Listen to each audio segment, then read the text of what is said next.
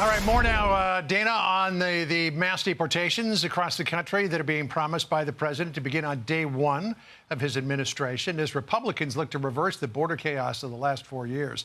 But Democrat resistance already rising on Capitol Hill. Our Mark Meredith is here. He's got the latest on that. Mark? John, good morning to you. Well, President-elect Trump has made it crystal clear that he is planning to overhaul America's immigration system, including increasing deportations of people here in the U.S. illegally, especially those convicted of crimes. Now, Trump is likely to enact a series of executive orders right away, which could end parole for some migrants from places like Cuba, Venezuela. Trump's incoming border czar insists this, however, will be a targeted approach.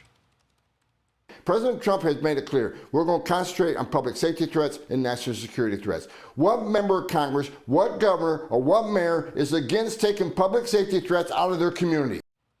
But over the weekend, Democrats said this is not about national security, it's about the economy. That's the new message coming off the Hill, is that mass deportations could mean higher prices. Deportations equal inflation, and so do tariffs. So a lot of people voted trusting that Trump was going to lower inflation even more, but we're going to see how that works out. And what we see is the mass deportations are going to have a negative impact on the U.S. economy. Some of these people are doctors and are nurses.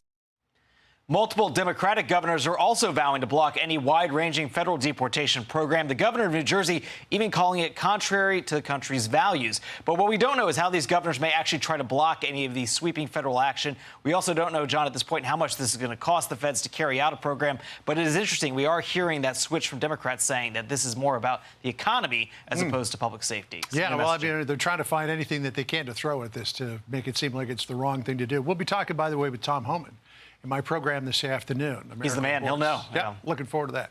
Mark, thank you. Appreciate it. Dana? Love that deep tease, John, for this afternoon. Well, let's bring in Fox News contributor Charlie Hurt. Great to have you. Eli Lake over at the Free Press had this headline. Wanted to tee you up with this.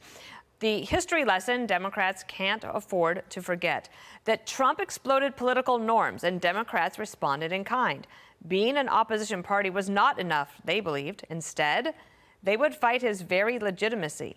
They built this idea of resistance into their very fabric, and it infected every aspect of progressive society. And I think one of the things Eli is doing there, Charlie, is trying to basically help the Democrats pinpoint the disease, not just the symptoms. Yeah, and you know, obviously that kind of helped them somewhat in the short term, trying to do that in 2016. But the problem with this go-round is they're kind of out of all their ammunition. They've tried everything. And quite frankly, even if Democrats controlled the House, I would be surprised if they would actually try to go the impeachment route again, even if they had the position to try to do it, because I think that it ultimately blew up in their faces pretty badly. And I think that and by the way, I think that resistance actually ended up being somewhat effective in terms of keeping President Trump in his first term from getting done a lot of the things he wanted to get done. All those hindrances are gone now. All that stuff is gone now. They spent all of their ammo on him, and none of it worked. All of it wound up making him more powerful, and he gets reelected. And I think that he is focused on the idea that this next 4 years has to be the most consequential 4 years of a president in our lifetimes. And I think that that's what we're seeing in this with this raft of picks for his cabinet. He wants, and Don Jr. is not wrong about that. He realizes, you know, some of these are controversial, but they're controversial because they intend to do things that are controversial in Washington, which is to change things and fix things. So it's going to be a fascinating 4 years. The Democrats are trying to figure out a way to get their footing. So the New York Times wrote this, that Democrats drop an entirely new anti-Trump battle plan. And then you had this from blue state governors. These are, listen to them, sending a warning to President Trump. If you try to harm New Yorkers or roll back their rights, I will fight you every step of the way. Every tool in the toolbox has got to be used to protect our citizens, to protect our residents, and protect our states. You come for my people, you come through me. And yet there's a different Democrat that's telling them stop freaking out. Listen to him. Trump that gets the kind of thing. I mean, he gets the kind of thing that he wanted. You know, like the freak out and all of those things. And he hasn't even been. It's still not even Thanksgiving yet. And if we're having meltdowns, you know, every tweet or every appointment and all those things, I mean, it's going to be 4 years.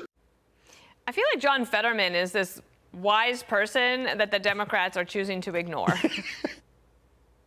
Yeah, who would have thought that 2 years ago? Right. But he really has become sort of one of the wisest voices on their side, and I think he realizes, you know, he's cognizant of reality, what's right in front of him, which is a very effective and important thing, I think, in politics for anybody.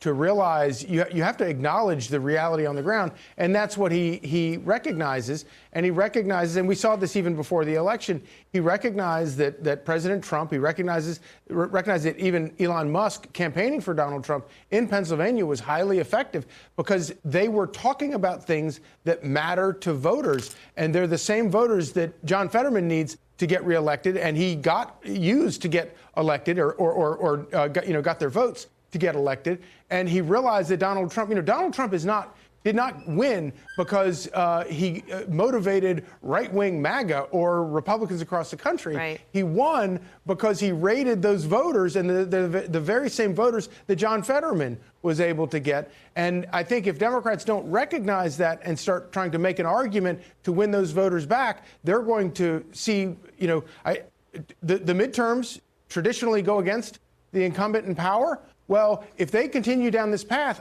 I think that Donald Trump could maybe buck history even on that. I agree. Trump won those voters. He doesn't intend to lose them. And anyway, right. So much more to come. And I could talk to you all day. He's talking about things that matter to them. That's right. He did. Charlie, thank you. Yep. Great to have you. Great to see you, Dana. John? I'm Steve Doocy. I'm Brian Kilmeade. And I'm Ainsley Earhart. And click here to subscribe to the Fox News YouTube page to catch our hottest interviews and most compelling analysis.